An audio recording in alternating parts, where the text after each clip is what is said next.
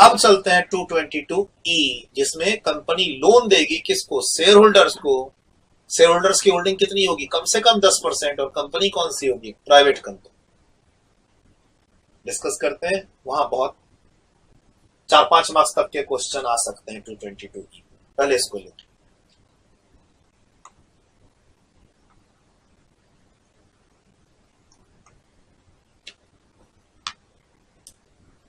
अगर कंपनी के पास प्रॉफिट है बुक्स में 50 लाख का, तो 50 लाख में से डिविडेंड दे दे। क्यों? कैपिटल रिड्यूस कर रही है, और कैपिटल रिड्यूस कर रही है तो फिर उसको डिविडेंड मानो। इसीलिए वर्ड है dim div, nothing but dim dividend की। सर ये डिविडेंड ही है actually, it is not a reduction of share capital. Reduction of share capital तो लॉस मेकिंग कंपनी का।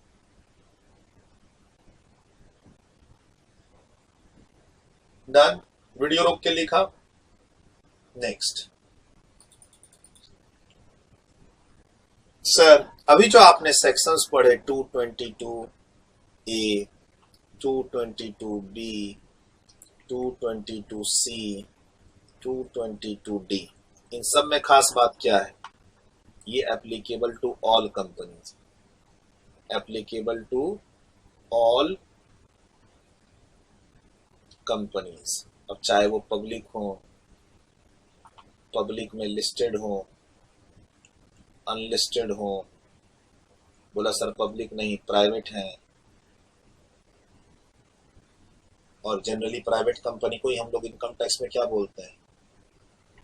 Closely held company. और पब्लिक कंपनी, लिस्टेड, अनलिस्टेड, इन सबको क्या बोलते हैं? Widely held company. 222A, B, C, D हर तरह की कंपनियों पे लग सकता है, जिसमें आपने क्या देखा? ए में और बी में शेयर होल्डर दोनों हो सकते हैं, इक्विटी प्रेफरेंस दोनों। लेकिन सी और D only for equity share holders है, इक्विटी शेयर होल्डर्स है, ये भी आपने देखा। अब हम बात करेंगे 222E की। It is applicable only to closely held companies. मोटा मोटी कौन सी कंपनी? Private companies. जैसे एसएटीसी प्राइवेट लिमिटेड से मेरी एक प्राइवेट कंपनी है, एसएटीसी प्राइवेट लिमिटेड, ये मेरे ऊपर भी अप्लाई हो जाएगा? हाँ, मेरे ऊपर।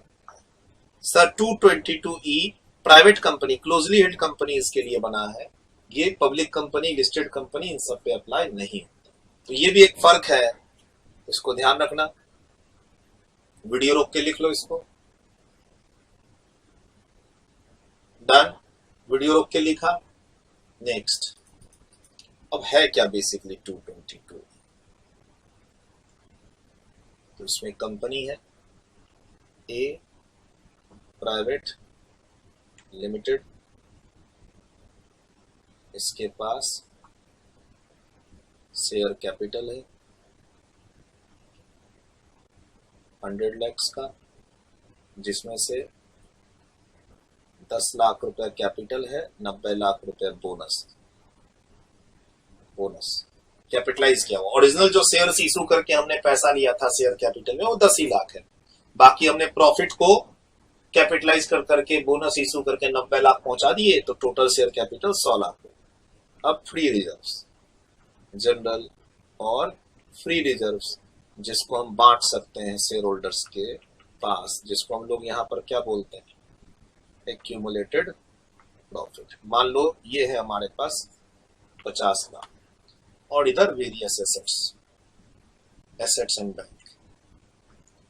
कितने हो गए? 150। ठीक। अब 222E के लिए जो हम प्रॉफिट्स लेंगे, वो हम कितना लेंगे?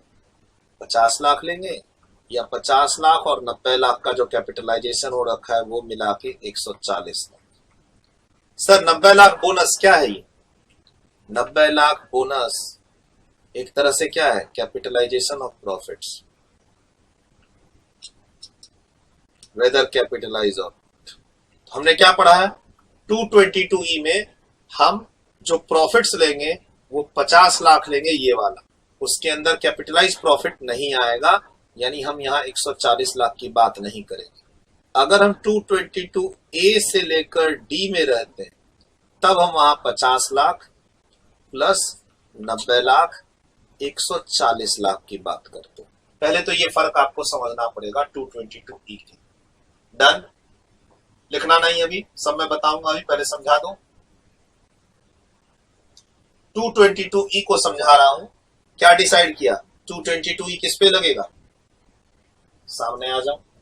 क्या डिसाइड किया? 222 ई किस पे लगेगा? Private company, closely held company पे। तो वही एग्जांपल ले लिया है, प्राइवेट लिमिटेड।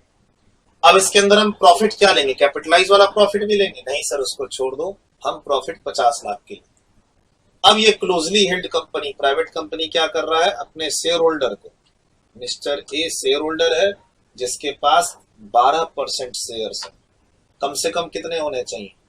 एटलीस्ट 10% शेयर्स होने चाहिए। तो 12% शेयर है। उसको क्या किया है सर? 1 मई ड्यूरिंग द ईयर इसको 20 लाख रुपया का लोन दे, भले मार्केट रेट ऑफ इंटरेस्ट पे दिया। बोला सर मार्केट रेट पर दिया है?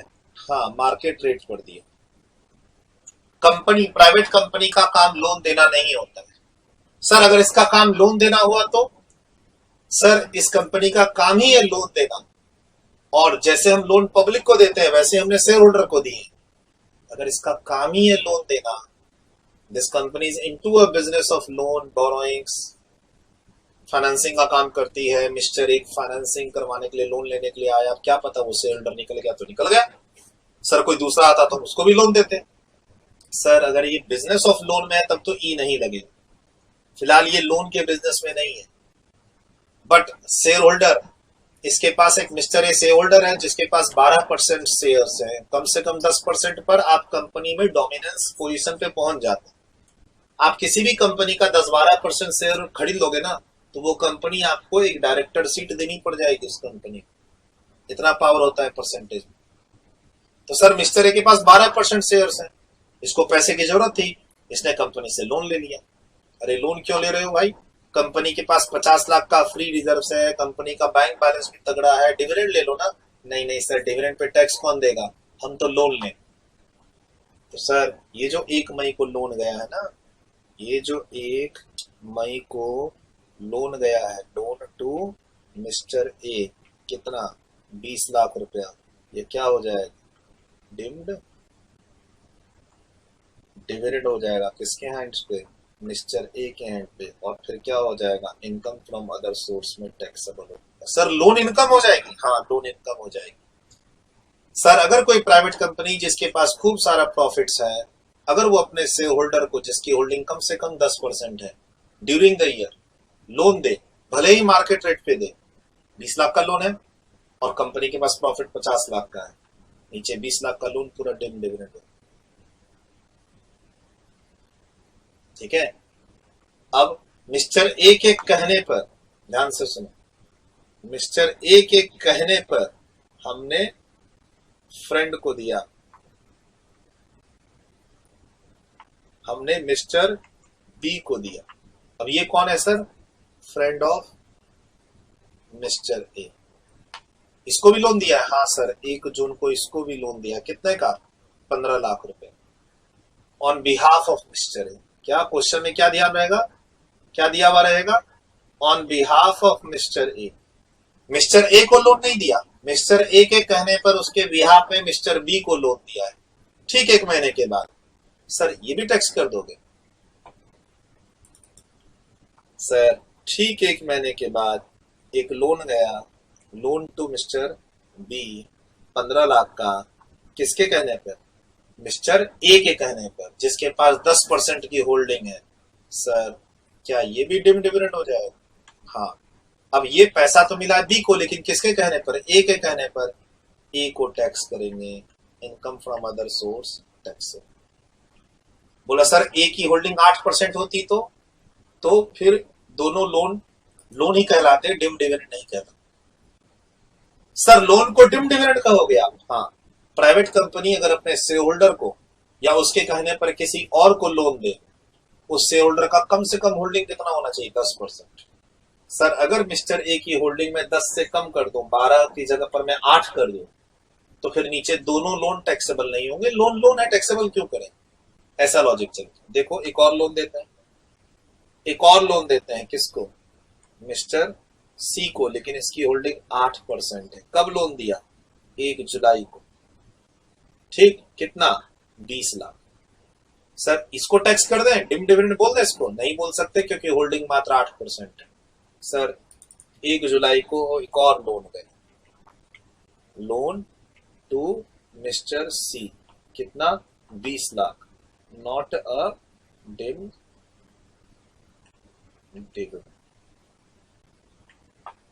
एक और लोन जाएगा सर, हाँ एक और लोन। सर सी वाला लोन जो 20 लाख का है, कंपनी के पास बहुत सारा पैसा है, 150 लाख है, मान लो ये बैंक में पड़े, प्राइवेट कंपनी है। लोन मांगा ए ने, दे देंगे। लोन मांगा बी ने, दे देंगे। लोन मांगा ए ने, लेकिन बोला बी को दो, मेरे को दोगे तो फंस जाएंगे। अरे फंसोगे तो बी को भी दोगे तब भी फंसोगे। सर लोन ए ने मांगा, दे दिया हमने लोन। ए के कहने पर हमने बी को दे दिया। सी ने भी मांगा तो उसको भी दे दिया। पैसा बहुत, लेकिन इसमें से डिविडेंड कौन कौन सा कहलाएगा? ए वाला लोन कहलाएगा, बी वाला लोन पे डिविडेंड कहलाएगा। क्यों? होल्डिंग कम से कम 10% चाहिए इसे होल्डर की, जो वहां मिल गई। अब एक और लोन गया है, ध्यान से सुनो। ये वाला लोन इधर गया है, किसको? एक पार्टनरशिप फर्म को। सर ये लोन एक पार्टनरशिप फर्म को गया है 1 अगस्त को। लोन कितना? 20 लाख। और क्या है सर? इसमें मिस्टर ए का क्या होना चाहिए? सब्सटेंशियल इंटरेस्ट होना चाहिए। सब्सटेंशियल इंटरेस्ट होना चाहिए on the date of loan. Date of loan को देखना पड़े। सर लोन किस दिन गया है? 1 अगस्त को। 1 अगस्त के पास कंपनी के पास प्रॉफिट है सर, हाँ 50 लाख का प्रॉफिट है। लोन बांट रही है, हाँ सर। ए को बांट दी, टैक्सेबल। ए के कहने पर बी को बांट दी, टैक्सेबल। सी वाला बच गया 8%। अब ए को पैसा चाहिए तो ए बोला रुक ना, मुझे देगा तो टैक्सेबल है डिविडेंड। मेरे कहने पर मेरे दोस्त बी को दे रहा है तब भी टैक्सेबल है। सी से तो मेरा कोई रिश्तेदारी है ही नहीं। ऐसा करना, मेरी फर्म को लोन दे दे तो पैसा मेरे पास आ जाएगा, मैं तो वहां पार्टनर हूं। Sir mister A is a partner, partner है ये। सब्सटेंशियल इंटरेस्ट क्लास में बोला हुआ मिनिमम 20%, मिनिमम 20% क्लास में बताया हुआ सब्सटेंशियल इंटरेस्ट का कॉन्सेप्ट, मिनिमम 20%। तो सर पार्टनर है कितने परसेंट का? 30%। मिस्टर ए जो खुद की होल्डिंग उसकी 12% है, 10% से अधिक, 10% और 10% से अधिक।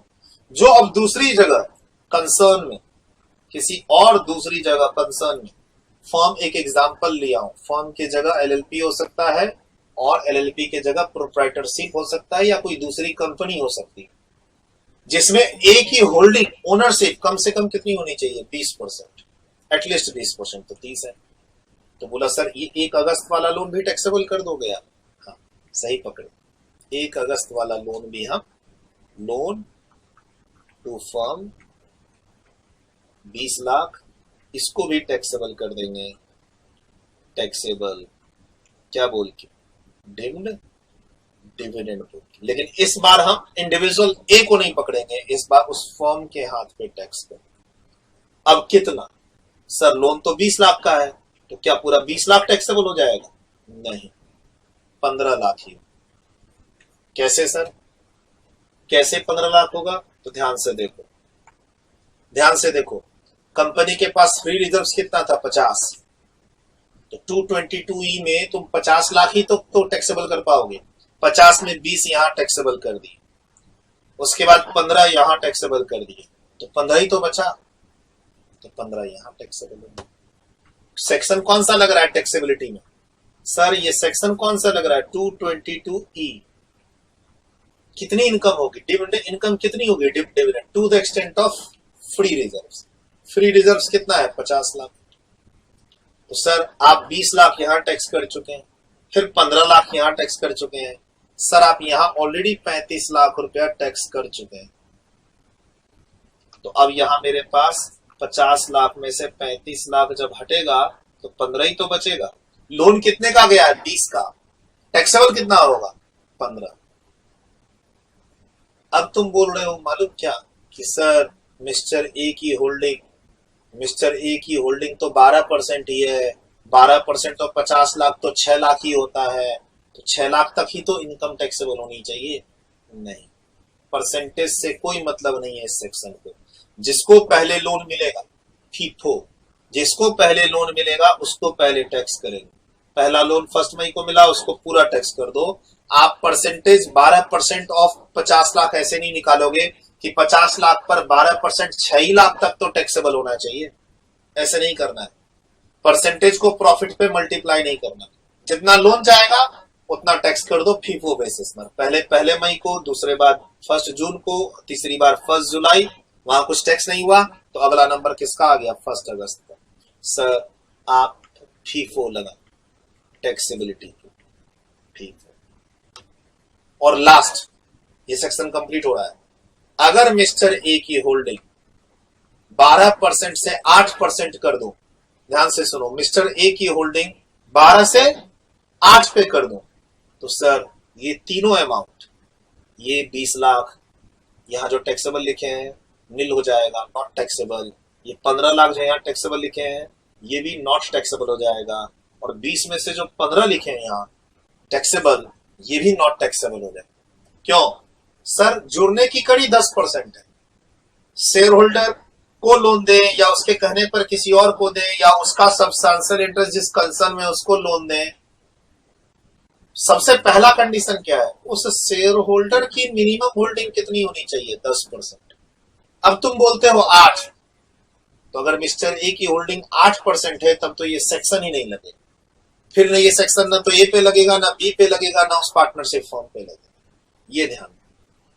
Sir exam night very important, ठीक। 4 to 5 मार्क्स का कॉन्सेप्ट है 222E, जो ध्यान रखना। ऑलमोस्ट इसके अंदर की सारी बातें मैंने बता दी। ये लिख चुके थे वीडियो रोक के, ये वाला चीज डन। इसको अच्छे से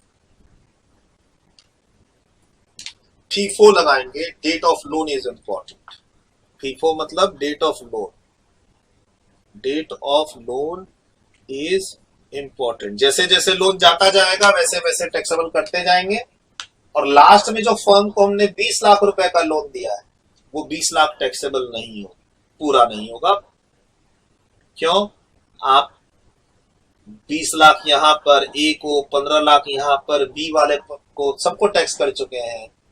तो हमारे पास तो टोटल टैक्सेबिलिटी 222E में इस बैलेंस शीट में तो 50 लाख की आई, मैक्सिमम 50 लाख 222E। उससे अधिक आंसर आ ही नहीं सकता है। तो 35 और नीचे 15, 50 हो गया। ठीक, यही इंपॉर्टेंस है एक्यूमुलेटेड प्रॉफिट का 50 लाख का। 90 लाख ऑलरेडी कैपिटलाइज कर चुके हो तुम, तो हम उसको यहां पर कंसीडर नहीं करते। 50 लाख पर गेम खेलेंगे। अच्छे से लिखना, कुछ छूटना नहीं चाहिए। डेट वेट में गलती मत करना, अमाउंट परसेंटेज में गलती मत करना।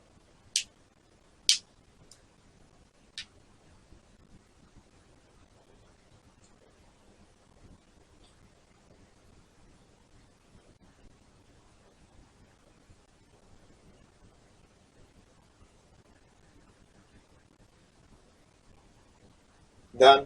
वीडियो रोक के लिखा, नेक्स्ट। डन। वीडियो रोक के लिखा, नेक्स्ट। डन। वीडियो रोक के लिखा, नेक्स्ट। सर अब यही सब चीज हम लोगों ने डिस्कस की है, यही सब चीज 222E में लिखी है। 4-5 मार्क्स पे यहां मैंने मेंशन कर ही रखा है। Exam night important, refer class chart. Page number quote कर दो। डन। एडवांस और loan by a closely held company to its shareholder, any payment by a closely held company by way of a loan और advances to a shareholder, और वो shareholder के पास कम से कम holding कितनी होनी चाहिए? एटलीस्ट 10%। नहीं सर हमने शेयर होल्डर को लोन नहीं दिया है तो थर्ड पार्टी कंसर्न को लोन दिया है, जिसमें सच अ शेयर होल्डर का मतलब क्या है, वही 10% वाला शेयर होल्डर। हमने कंसर्न को लोन दिया है, जिसमें वो 10% शेयर होल्डर वाला, जो शेयर होल्डर है 10% वाला, वो वहां मेंबर पार्टनर है और कम से कम 20% होल्ड कर। तो हमने फर्म का एग्जांपल दिया।